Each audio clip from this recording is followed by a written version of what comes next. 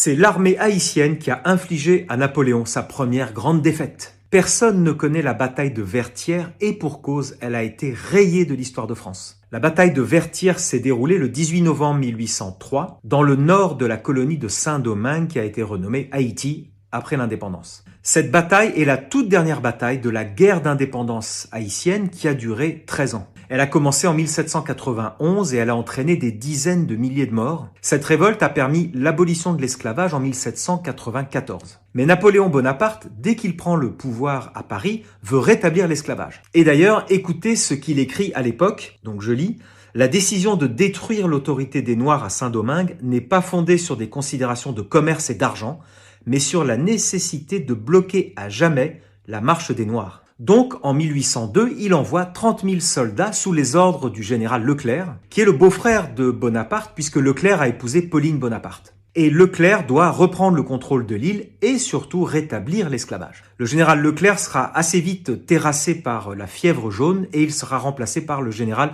Rochambeau. Il y a eu plusieurs affrontements entre les deux armées, mais la bataille décisive est bien celle qui se déroule à Vertières. Les troupes françaises sont retranchées dans le fort de Vertières. Et ce 18 novembre 1803, Jean-Jacques Dessalines, le grand général haïtien, ordonne de prendre le fort de Vertières. Les combats sont très intenses et durent environ 11 heures d'affilée. Les Haïtiens ont des fusils, bien sûr, mais pas de canons.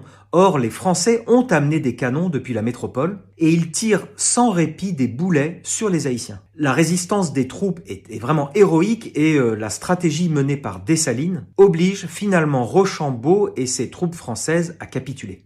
Un accord est signé et Rochambeau a 10 jours pour quitter l'île définitivement. D'ailleurs, Rochambeau va offrir à Dessalines son plus beau cheval comme une marque d'admiration pour sa bravoure et pour son courage. Au final, 15 000 soldats français ont trouvé la mort pendant cette expédition. L'île est proclamée indépendante en 1804 et elle devient la première république noire du monde. Vertières est une double humiliation militaire d'une part, mais aussi plus profondément une défaite de société, puisque ce sont d'anciens esclaves noirs qui chassent avec force, avec organisation et avec stratégie la plus grande armée du monde à l'époque. C'est la fin du dogme de la race supérieure qu'ont imposé les Occidentaux dans ces colonies.